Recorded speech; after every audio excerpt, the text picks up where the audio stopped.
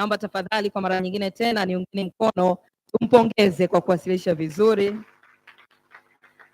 Tufanya tutabasamu na kucheka kadha wa kadha. Tunakushukuru sana kama ilivyo kawaida yako. Nitumie sasa fursa hii kumwalika Mrs. Win Musabayana ambaye ni mkuu wa mawasiliano wa Umoja wa Afrika kwa ajili ya wasilisho linalofuata. Naomba tafadhali utatumia dakika 7 tu. Makofi tafadhali wakati tukikaribisha.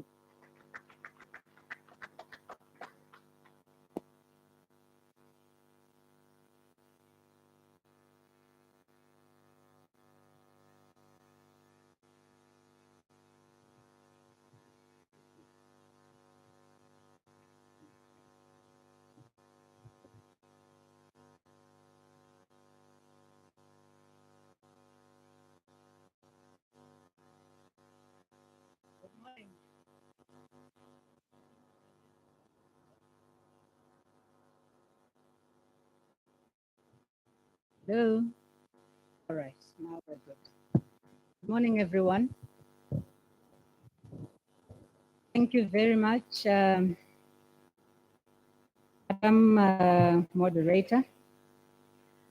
It's a pleasure to be here and to be talking to such an august gathering of fellow professionals, media partners, and also, I believe, other colleagues in communication. Compared to the presentation that has just been given by my brother before me, my presentation will be very, very short. And that is because I had prepared it for 5 minutes that was allocated on the original program. So I will not be able to go into as much detail, but I do hope that it will still make sense to you. So let me start by just thanking the government and people of the Republic of Tanzania, and most of all, Her Excellency, the President, for so expertly organizing this event in collaboration, of course, with partners such as UNESCO and the East African Editors Forum. I wanted to make a comment that it is a mark of the great importance that Tanzania and perhaps Africa broadly places on the role of the media, that Her Excellency will be joining us a bit later on this day of Eid al-Fitr, to be with us and to address us and to perform all the other activities that she's scheduled to perform. From the time of our arrival, we have experienced nothing but the very best of Tanzanian hospitality, which is legendary, and which also has echoes of the Pan-Africanism that saw Tanzania so selflessly support many of our countries as we fought to overcome colonialism and apartheid. On behalf of Director Mrs. Leslie Richer, who was called away at the last minute, I would like to thank UNESCO for convening this event on the African continent, and it is being held simultaneously with the worldwide celebrations happening in Uruguay. This day offers the perfect opportunity for us to sincerely appreciate the media's dedication to telling the African story, including also during very difficult times and very challenging times, such as the COVID-19 pandemic. We'd also like to assure the media that we will continue to facilitate their work and be a friend in need and in deed. Colleagues, it is important that we take charge of our narrative on this continent. This means that we need to bust those stereotypes that have hobbled Africa for so long. It means that we should be showcasing that Africa is following through on its commitments to create the Africa that we want for ourselves and for future generations. It means openly discussing the challenges that we face. And it also means telling with pride our contributions and the contributions of our forebears to the world throughout the ages. In our development as a continent, information is a very critical resource as we collectively march towards prosperity, unity, and peace, which defines the goals agreed to by our heads of state and government. And this is all encompassed under Agenda 2063. We've heard in previous presentations that information is a public good, and the media is central to ensuring that citizens have access to that information and knowledge. In this respect, your union, the African Union, has created a number of policy efforts to support media freedom and safety. These are key elements of the World Press Freedom Day. The Declaration of Principles on Freedom of Expression and Access to Information in Africa reaffirms the importance of freedom of expression and access to information as individual human rights, as cornerstones of democracy, and as means of ensuring respect for other human rights. The African Union has adopted the model law on access to information and guidelines on access to information and elections in Africa, as well as the African Union Convention on Cybersecurity and Personal Data Protection. We also have the Digital Transformation Strategy for Africa, which may be of interest given the theme of this conference.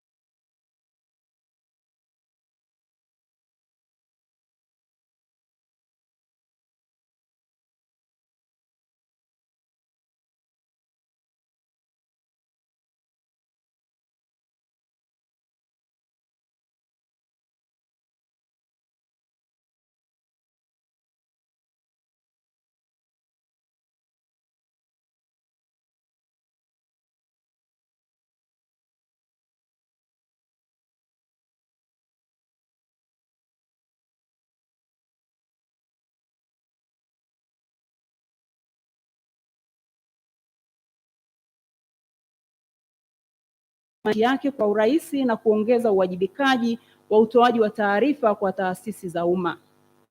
MISA Tanzania ni taasisi mbalimbali, ina wanachama zaidi ya 250 waliosambaa nchi nzima.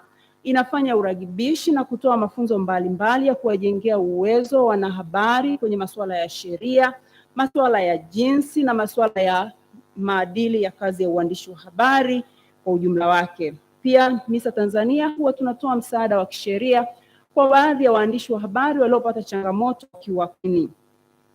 MISA ilikuwa mwangalizi wa uchaguzi mkuu wa Zambia mwaka jana na tulihudhuria kama waangalizi wa uchaguzi. Kwa hiyo huwa tunafanya katika nchi mbalimbali.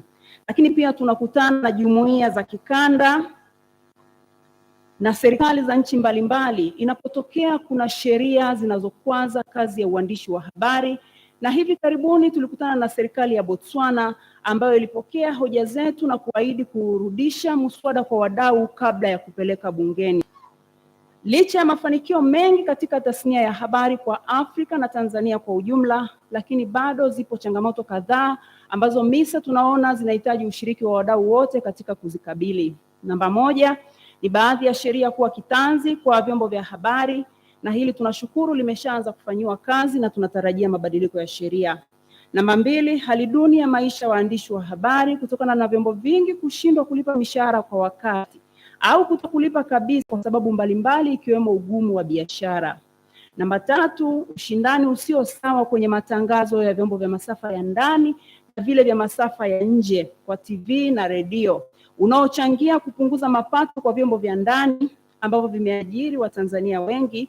Kukosekana kwa utaratibu mzuri utaongeza changamoto ya ajira, kulipa wanahabari na wafanyakazi ndani ya vyombo vya habari, na pia ipo changamoto ya kodi ambayo ni kilio cha wamiliki wa vyombo vya habari nchini. Namba nne, ukuaji wa teknolojia ulioleta ongezeko la vyombo vya habari mtandaoni ambavyo vingi maudhui yake haifuati matakwa ya kitaaluma ya uandishi wa habari. Namba tano, wananchi kutumia uhuru wao wa kujieleza vizuri mtandaoni, citizen journalism, ambao wakati mwingine unafananishwa na taaluma ya habari kiasi cha wengi kushindwa kutofautisha na kujiita wanataaluma licha ya kwamba hawana vigezo. Lakini baadhi ya wananchi kutumia maudhui hiyo kuwahukumu wanahabari kwamba wanashindwa kutekeleza taaluma yao kwa mujibu ya matakwa ya taaluma. Namba sita na mwisho ni kuongezeka kwa kutumia kwa watu maarufu mtandaoni au na watu maarufu kwenye platform mbalimbali kama watangazaji wa redio na TV, ambao kunapunguza wanahabari wanataaluma kuajiriwa na kufanya kazi kwenye vyombo vyao vya habari. Lakini pia napenda pia kutoa mapendekezo kadhaa kwa niaba ya taasisi yetu. Tunaipongeza serikali ya Tanzania na serikali za nchi nyingine kwa kuweka mazingira wezeshi ya upatikanaji wa internet.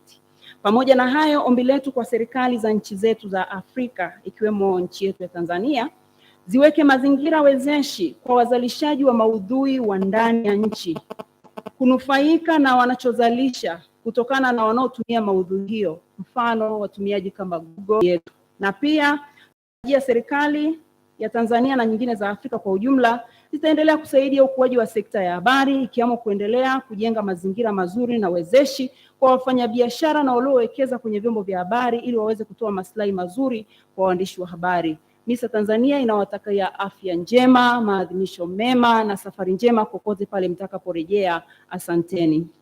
Asante sana Salome Kitomari, mwenyekiti wa MISA Tanzania.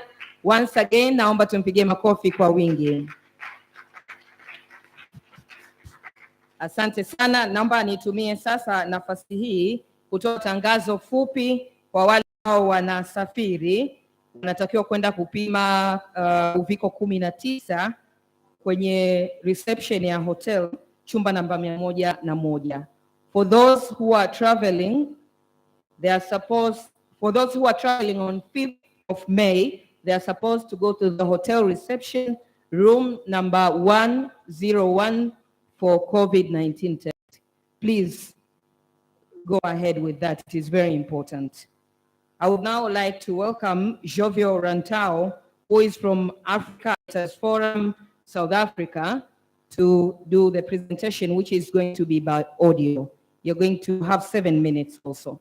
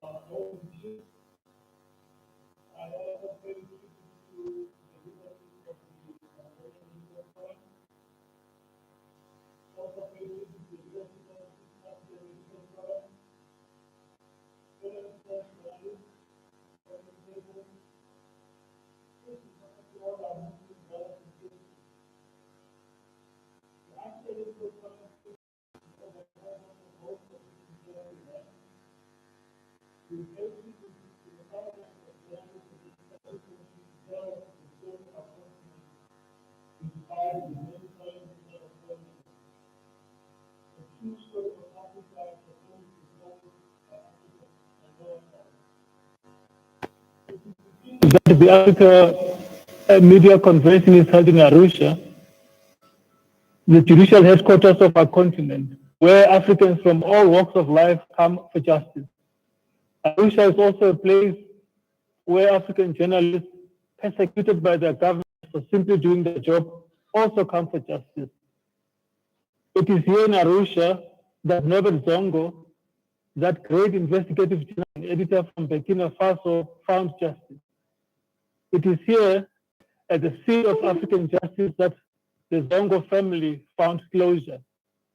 Not only was Zongo's brutal murder a powerful reminder of how brutal some governments can be in pursuit to stop the truth. Okay, that was Jovio Ratao from South Africa. Can we please clap for him?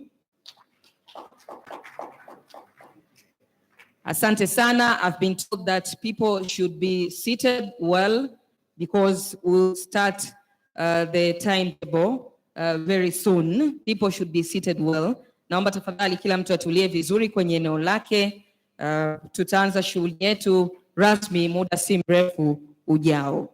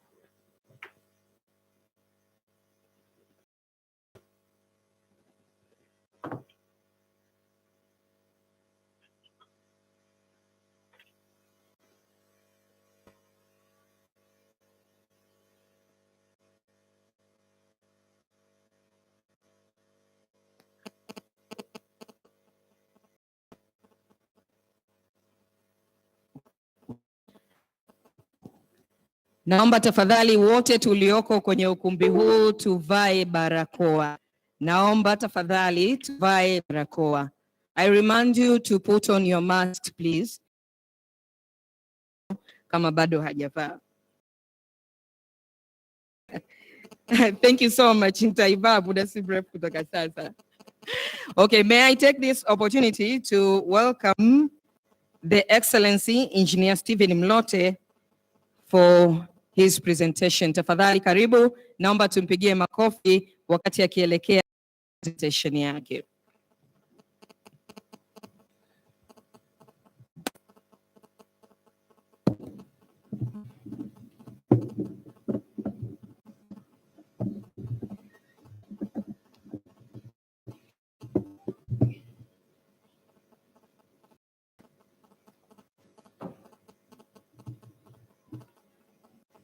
Waheshimiwa mawaziri mliopo hapa, Mheshimiwa mwakilishi kutoka UNESCO, Mheshimiwa mkuu wa mkoa sijui ameshaingia, Mheshimiwa mabalozi mbalimbali, members of the media, ladies and gentlemen, Eid Mubarak. I'm standing on behalf of the Secretary General of the East African Community. As I've been introduced, my name is Engineer Stephen Mlote. I'm the Deputy Secretary General. The languages allowed for East African Community are 3: English, Kiswahili, and French. So I'm free to use a language. Waheshimiwa, nianze kwa kumpongeza Mheshimiwa Rais wa Jamhuri ya Muungano wa Tanzania, Mheshimiwa Samia Suluhu Hassan, kwa jitihada zake za kutangaza vivutio vya Tanzania. Nami kwa niaba ya Jumuiya ya Afrika Mashariki nampongeza sana kwa sababu natambua kuwa vivutio vya Tanzania ni vivutio pia vya Jumuiya ya Afrika Mashariki. Watalii wakija kwa wingi Tanzania, kutakuwa na spillover effect kwenye nchi zingine za Jumuiya ya Afrika Mashariki. Kwa sababu hiyo nampongeza sana Mheshimiwa Rais, lakini pia nawapongeza vyombo vya habari vyote kwa ujumla wenu vya Tanzania na nchi zingine za Jumuiya ya Afrika Mashariki kwa kuvitangaza vivutio vya utalii hapa Tanzania. I'm delighted to be part of this celebration of the World Press Freedom Day 2022 that are being held worldwide today.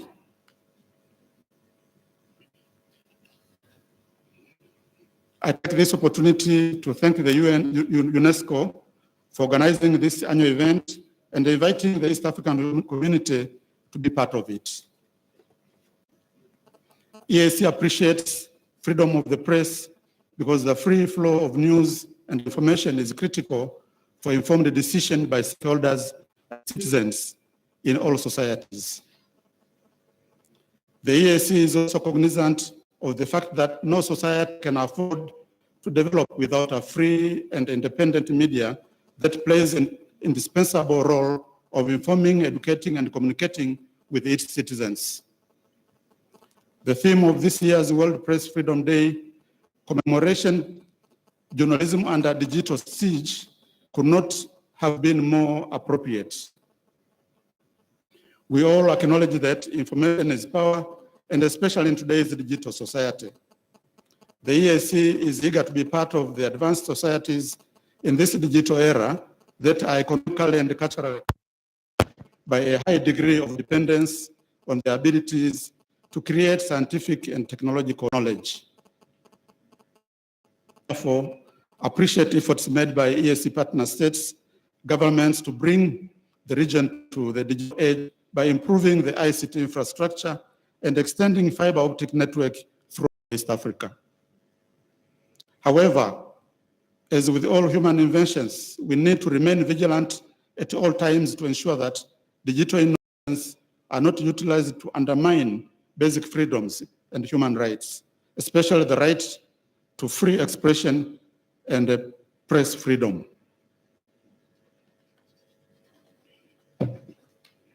The use of digital technology to spy on journalists undermines media freedom and the citizens' rights to information for purpose of development.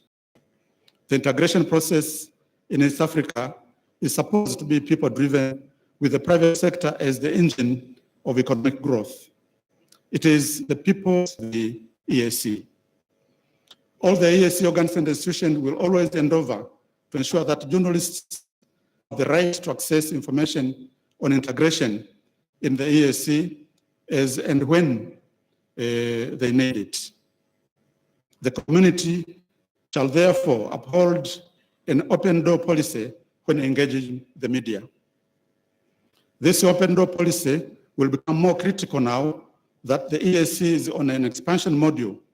We have grown from 3 partner states in 1999 to 5 in 2007 to 6 in 2016 and now 7 partner states this year, 2022, after admitting the DRC Congo last month. Of the Democratic Republic of Congo by the Summit of EAC Heads of State has seen the community span its sphere of influence from the Indian Ocean to the Atlantic Ocean. The expansion of the bloc has come with increased opportunities for all, including the media, given that media are essentially business enterprises that are supposed to generate profit for their owners. Media freedom and the right of expression and the right to access in the national constitution of all the 7 EAC partner states. However, let us bear in mind that the fact that there may be changes because partner states are at various levels of development. The EAC will continue working with the partner states, governments, and other stakeholders to ensure that more is done to guarantee media freedom across the region. However, let us bear in mind that the media freedom is not absolute. It comes with the social responsibility. I urge the media to respect the rights and freedoms of other persons, even as they enjoy the rights of free expression and access information. Thank you.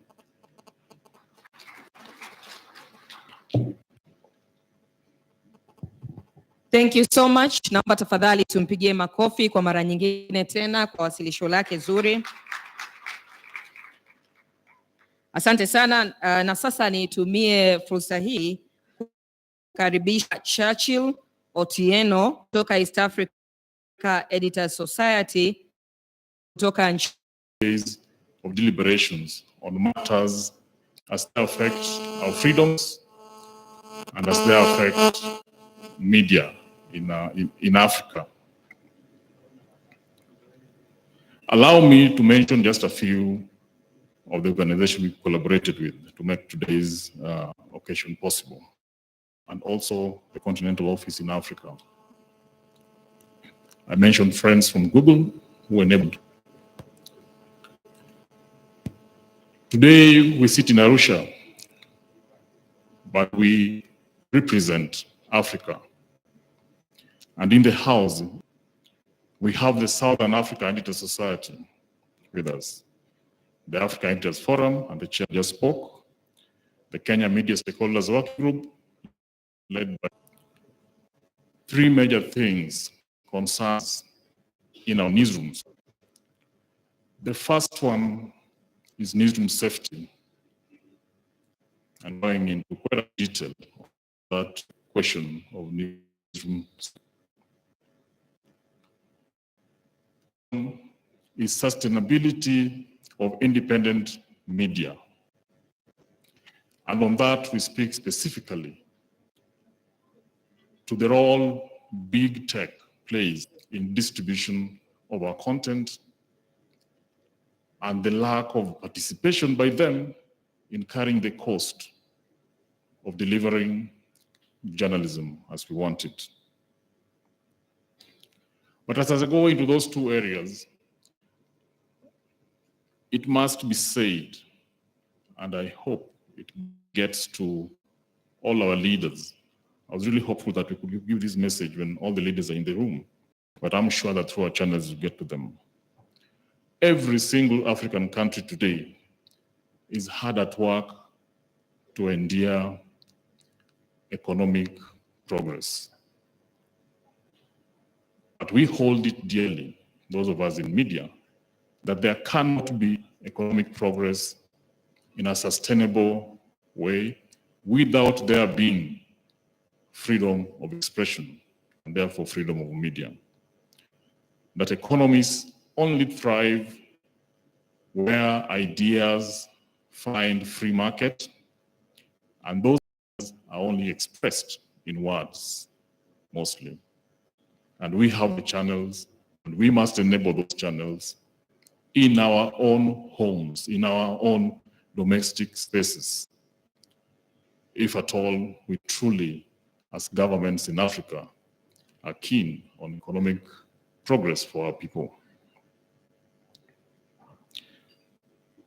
There have been tremendous gains on our continent when it comes to matters media freedom. But we also know, and evidence abound, that many, many challenges and threats to that freedom remain. Today, as we meet in Arusha, and as many others join us virtually, there are many, many journalists around the world. The Community for Protection of Journalists tells us from their research, who continue to be in jail for doing journalism. We also have journalists who continue to be in stress, either because they're on the run, in hiding, they've been disappeared for the work that they do.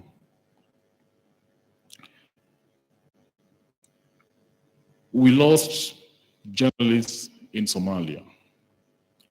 We lost journalists in Ethiopia, in Burkina Faso, and in DRC, to mention just a few. In our region today, there are journalists in detention in Rwanda.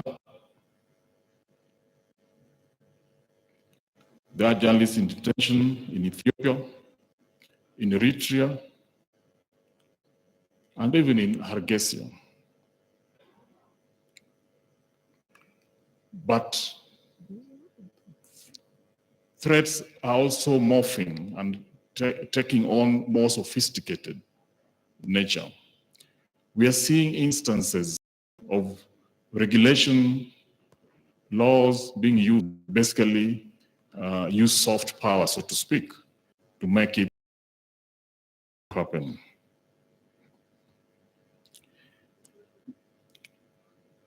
In Ethiopia, Amir Aman Kiara of the AP and the freelancer Thomas Endiga have been held for months since being arrested in November 2021 without a formal charge. In Uganda, authorities arrested 9 journalists in March this year for what they term involvement in offensive communication and promoting hate speech. The journalists arrested from Alternative Digital are Mukose Arnold, Farida Bikobere, Jeremiah Mukiba, Tumusime Kato, Tuyahabwe Roger Nabukera Teddy Tengele, Lilian Luede, and next door in Somalia, journalist Abdiaziz Mohammed Guled ended up paying the ultimate price in a suicide attack in November last year. Those are just a few examples. Since January this year, it's been only 4 months into the year 2022, CPJ tells us that already the world has lost 16 journalists killed in connection with the work. These trends are testament to how journalists on the front lines, how to keep the public informed, continue to pay the ultimate price.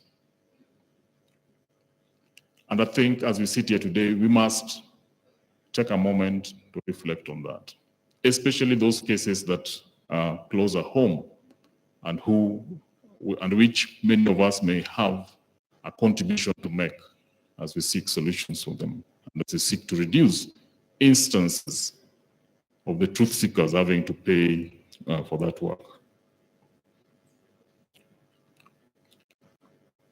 We must also remember colleagues who have been disappeared over the years, and those whose families today know not where they are. These families continue to live without answers, and their colleagues continue to live in worry.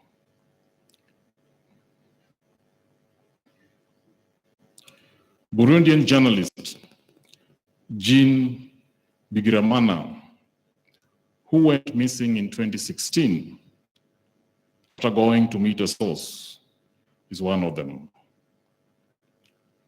The AFP's Akwet Kisembo, who was last seen in the DRC in 2003, remains an open matter. Investigative journalist Guya Andra Keifa, who disappeared in Ivory Coast after receiving threats, has remained in our minds. And here in East Africa, our own Azori Gwanda, of course,